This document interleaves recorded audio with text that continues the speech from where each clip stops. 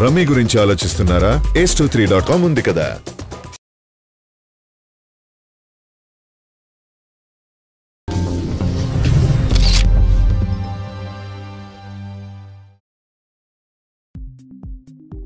నందమూరి యువ హీరో కళ్యాణ్ రామ్ ప్రస్తుతం నిర్మాతగాను హీరోగాను పలు మూవీలను చేస్తున్నారు.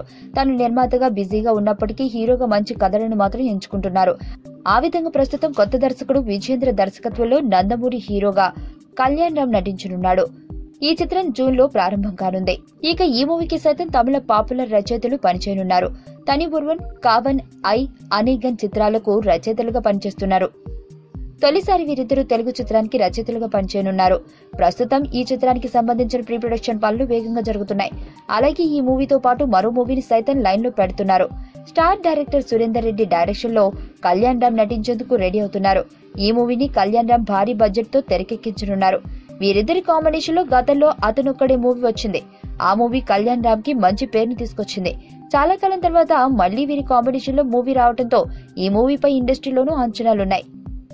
అయితే తాజాగా సురేందర్ రెడ్డి కళ్యాణ్ రామ్ మూవీకి నో చెప్పినట్లుగా తెలుస్తుంది. సురేందర్ రెడ్డి ప్రస్తుతం మెగాస్టార్ తో ఉయ్యాలవాడ నరసింహారెడ్డి మూవీని తెరకెక్కిస్తున్నారు. ఈ మూవీ తర్వాత బిగ్ స్టార్ తో సురేందర్ రెడ్డి మూవీని చేసేందుకు కమిట్ అయ్యారని తెలుస్తుంది. అందుకే కళ్యాణ్ రామ్ కి సురేందర్ రెడ్డి నో చెప్పడంతో ప్రస్తుతం ఇది హాట్ టాపిక్ గా మారింది.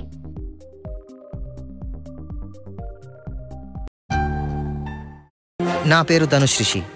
అందరూ ముద్దుగా దరి దరి అని పిలుస్తుంటారు. దేవుడికి నా పైన ఉన్న క్లారిటీ, నా బ్యాడ్ లక్ ఉన్న గ్రావిటీ నాకు చిన్నప్పుడే అర్థమైంది.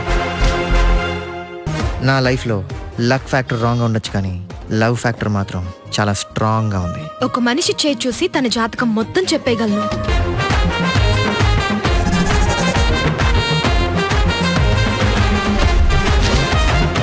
Coming soon.